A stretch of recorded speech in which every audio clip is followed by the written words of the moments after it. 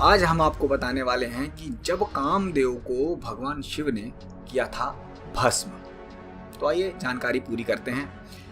पौराणिक कथाओं के अनुसार भगवान शिव को जब भी क्रोध आता है तो उनका तीसरा नेत्र खुल जाता है, जिससे संपूर्ण पृथ्वी अस्त व्यस्त हो जाती है। ऐसा ही एक प्रसंग भगवान शिव और कामदेव से जुड़ा हुआ है, जब कामदेव को महादेव ने भस्म कर दिया था। कथा के अनुसार जब दक्ष प्रजापति ने भगवान शिव और अपने पुत्री सती को छोड़कर सारे देवी देवताओं को अपने यज्ञ में आमंत्रित किया, तो देवी सती अपने पति महादेव का यह तिरस्कार सहन नहीं कर पाती, यज्ञ वेदी में कूदकर आत्मदाह भस्म कर लेती। जब यह बात भगवान शिव को पता चलती है तो वह अपने तांडव से हाहाकार मचा देते हैं। इससे व्याकुल सारे देवी देवता भगवान शिव को समझाने कैलाश पहुंचते हैं।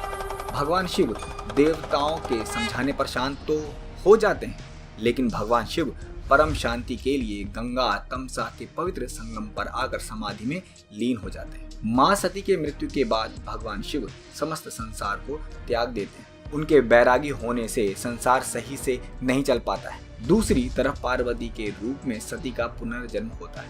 इस बार भी पार्वती भगवान शिव से विवाह करने की इच्छा जताती, लेकिन शिव के मन में प्रेम और काम भाव नहीं था।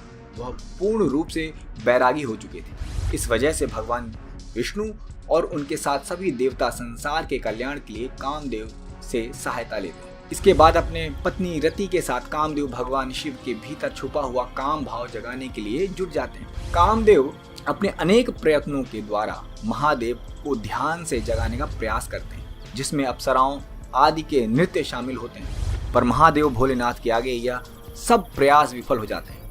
अंत में कामदेव स्वयं भोलेनाथ को जगाने के लिए खुद को आम के पेड़ के पीछे छिपाकर शिव जी पर उस पुष्पवान चलाते हैं।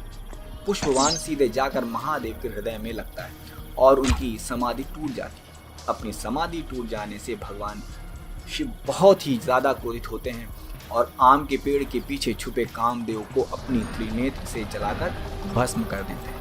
अपने पति की राख को रति अपने शरीर पर मल कर विलाप करने लगती है और भगवान शिव से न्याय की मांग भी कर। जब भगवान शिव को यह ज्ञात हुआ कि संसार के कल्याण के लिए देवताओं के द्वारा बनाई गई यह योजना थी, तो शिव जी ने रति को वचन देते हैं कि उनका पति यदुकुल में भगवान श्री कृष्ण के पुत्र के रूप में जन्म लेगा।